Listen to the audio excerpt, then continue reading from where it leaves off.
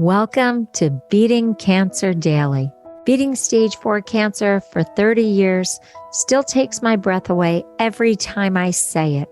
I'm Saranne, founder of the Comedy Cures Foundation, and I hope you'll join me for just a few minutes daily for the next 365 days so we may laugh, learn, maybe cry a little as we live our best days beating cancer daily together.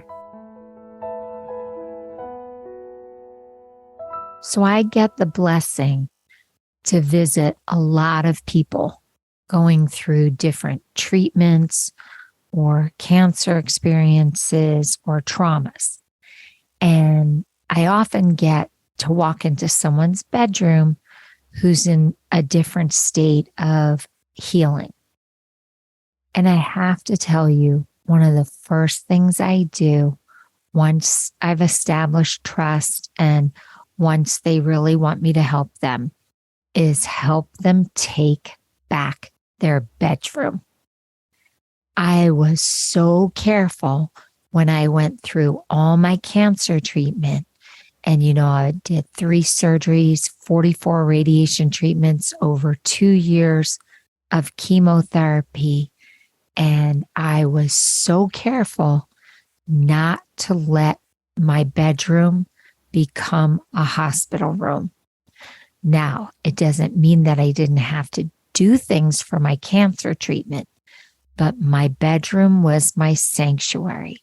And even if I had lots of medicines or ointments or different things that I had to use, even when I had to use oxygen, I made sure that my bedroom was a place of rest, a place of relaxation, a place of intimacy, and a place of hope. I did not let cancer own my bedroom. So I know right now some of you are going, oops. Now I know you're looking over at your night table and it's full of medicines, right? Or there are books overflowing, or there are shoes or clothes, or the gym equipment, or a desk overflowing with work.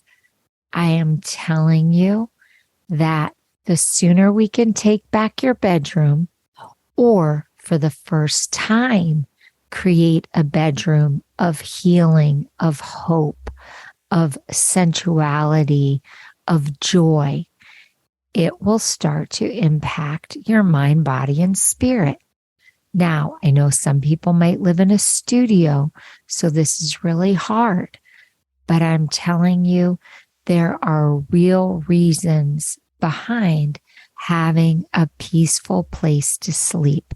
You have improved quality of rest, and we all know that the quality of sleep that you get during a cancer journey can definitely help you heal faster, do your treatments more effectively, and have a better quality of life. So we really want to think of the bedroom as a place to heal. Now, I talked about that dresser or that nightstand full of medicines, and I know it's convenient because you can just reach over. Here's a simple solution. We can take those medicines and put them in a little carton, right? A little crate or carton. And that way they're all together. They're not falling off the nightstand. And when you need to visit your medication, they're all in a nice crate or carton or box with a little lid on it so that you don't have to be staring at them morning, noon, and night, being reminded of the fact that you are sick. Now, the reality is you might be really sick, but we don't have to have it shoved in our faces morning, noon, and night. If you're too weak to actually clean up your room, I want you to try and think of a friend or a family member who can help you, who's very organized. Let them make sense of the chaos. If you are too weak to do laundry, let them help you. If you're too weak to fold, let them help you. But I want everything that can be off surfaces, off surfaces. Now, we all know that there's something called feng shui. Now, I tried to get it as close to the pronunciation as I could, but in Western culture, especially in America, a lot of us call it feng shui or feng shui. The way that I tried to say it first is the way that I was taught to say it. It's just a little tricky to say.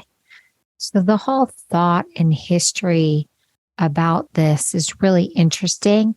I'm not going to do a deep dive into it in this episode, but what I'm going to say is that a definition that I read is that it's the practice of arranging the pieces in living spaces to create balance with the natural world. To feng shui your home, the goal is to harness energy forces and establish harmony between an individual and their environment. Like I said, there's a lot of different interpretations and thoughts about this, but I'm just trying to give you a general overview of things that this practice believes will bring harmony into your bedroom. Originally, I was just basically talking about changing the site of the room from your vantage point in bed so that you're not looking at clutter.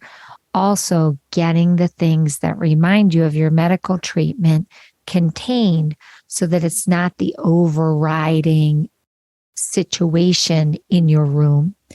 And then the smell of your room is really important. When I walk into a bedroom of someone who's going through cancer treatment, the air is often very, very stale. It's medicinal. It smells a lot like the bathroom oftentimes. So I was very careful to always open my window and get air circulating into my room every day.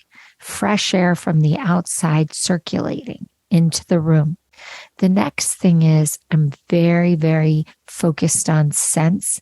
I happen to love a lemony smell.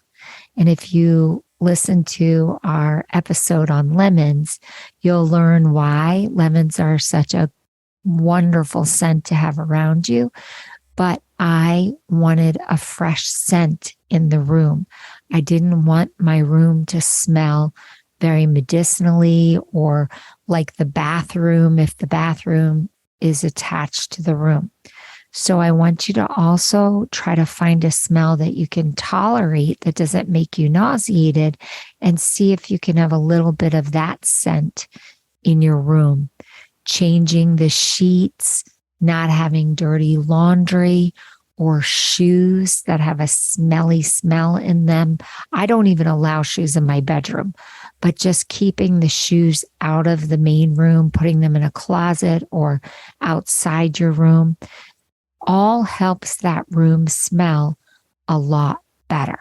A lot of us will eat in our bedroom if we're not feeling well because we don't want to go to the table. Again, if you're eating very strong scented food, that can kind of absorb into the blankets so that the room gets kind of a stale smell from that. But back to this idea of organizing the room based on this ancient Chinese practice so that we can have more energy in the room and more flow. Feng Shui believes that the room should be a sacred place.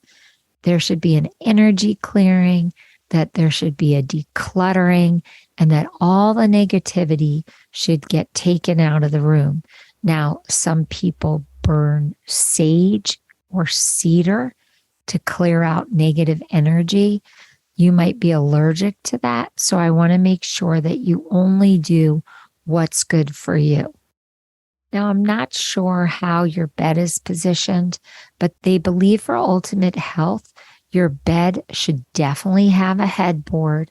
There should be 2 side tables, Ideally, they should be symmetrical, and your headboard should be mounted to the bed. It shouldn't be flopping all over, and your bed should be in a commanding position. Your feet should not be hanging out towards the door. They can be on the same wall as the door, but not facing out the door. If you want to follow this practice, they believe that there should be no heavy paintings over your bed and trying to avoid sharp corners. The shades of your wall should be nature shades like off-white, cream, brown, peach, chocolate, things that are very earthy. Now, I'm allergic to paint, so whatever color would be on my walls would have to stay that color because I actually am so chemically sensitive that I would have to leave if something were repainted.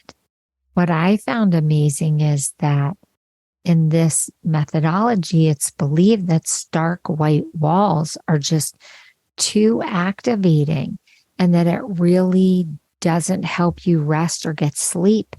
And I can tell you, I grew up with white walls all the time and have had white walls in so many of my places.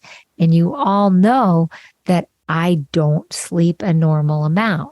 Now, I've used it as a superpower to get a lot done, but it's actually something that I'm really working on now to get way more rest. Something fun about the bedroom is that if you are single and you want to attract a partner, they say that you should set up the room as if a partner's already there. So you should create harmonious energy and that everything should be matching and in pairs. And that helps you attract your partner. I also see in a lot of bedrooms that they don't use fabrics that are yummy and just inviting and healing. A lot of the bedding is just very tattered and torn. And I know that it's hard to invest in good bedding when you're eating in the bed and, you may be having accidents in the bed. But I would say at least try to have something near your face that feels comforting. Even if it's a special pillowcase that you get, but something that just feels like a treat, especially if you're spending a lot of time in bed. Some people like to use white noise machines to promote deep sleep. I would urge you not to get in the habit of using the TV all morning and all night and falling asleep with it and napping with it. Really try to take a break from the technology. Just back to smell for a minute. If you can use essential oils or a diffuser, or if it's safe for you to use scented candles, things that are beautifully smelling like lavender or jasmine oils are said to be very calming. If you have a cough, maybe something like eucalyptus. Different scents can create different moods. You might like the smell of cinnamon or apples. I want you to really think about what scents make you feel empowered or happy or energized, and try to use those scents throughout the day and night so that you can change up the spell in your room to ignite different parts of your personality and different parts of your behavior. These are just different ideas to make your bedroom your very personal healing place. I don't want you to get overwhelmed that you have to remodel your whole room or tackle all of this in a day. Just doing one of them a day could really help transform the space. Just tackle one thing or ask someone to help you gather your medicines or pick up the laundry. something that would make this very special. Even bringing in one candle and having the scent change for the first week would be a big adjustment. I want to help you take back your bedroom or create a bedroom that you've always wanted to have, and hopefully have that lift your spirits and create a better quality of life while you're going through the cancer situation or as you're redesigning your life as a survivor. You know that I love when you go to comedycures.org and you share with me how these strategies are impacting you in your cancer journey and your survivorship. So please go to the record button and let me know or write to me. Have a blessed day and a restful bedroom, and I'll see you tomorrow. I hope you guys know this, but Beating Cancer Daily is a listener and donor-supported podcast and community. So if you have some extra change, I'd love you to go to comedycures.org and make a donation today of whatever level is comfortable for you. And it will be tax deductible to the extent allowed by law, because Comedy Cures is a nonprofit 501c3 organization founded from my chemo chair, April 1999, and we've been going strong ever since. So please consider making a donation today and help our community and this podcast thrive. Thanks so much. See you tomorrow. Guess what time it is? It's time for me to read the disclaimer. Beating Cancer Daily and the membership circle are not in lieu of medical advice or treatment. They are for entertainment purposes only. Please consult your healthcare team to review your best strategy. Thanks for listening.